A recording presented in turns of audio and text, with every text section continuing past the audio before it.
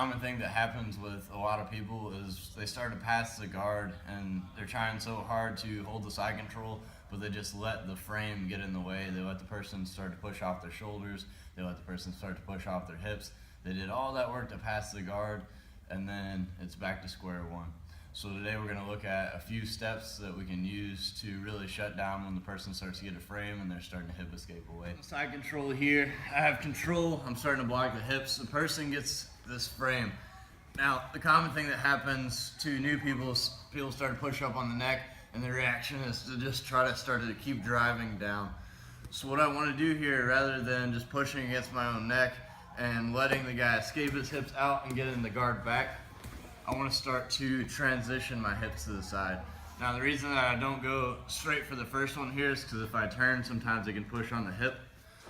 So I want to come at the elbow, grab his elbow. So I'm underneath his head first, I go at the elbow. This one controls the bicep, and I want to turn my hips to the side. And now I got rid of the grip that was pushing on my hip. Now I can't hip escape anymore. Another option here, he's starting to push on the neck still. I still can't drive down, I can't get anything going. So now I'm going to transition my hips back the other way. So I have control of the bicep at first, I have control of his elbow on the other side, and I'm going to switch it. So I let go of the elbow, I come here, I pinch at his elbow again, transition my hips to the side, use my knee to block the hip, and now we're in a good position. And this leads right into where I can start to take the mount, or Kimuras are open here. So again, we're inside of the side control here. He starts to get a good frame. So he's pushing on the neck, he's pushing on the hip. If I let him do this, he's gonna hip escape out and recover the guard. So I need to stop this.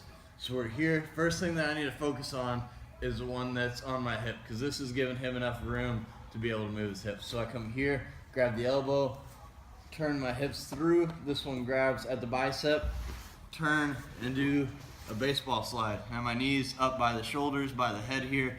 I have control, and my rib cage is crushing down against his solar plex here. Now the next thing, he's starting to push on the neck. I still can't drive down, so I'm just gonna take my hand and slide to the elbow, and then I'm gonna transition my hips again. So this one comes here underneath my body, switch, and knee to the hip again. I have control. Again, we have the Kimura option here, or we can pull the legs down and step over and transition to the mount.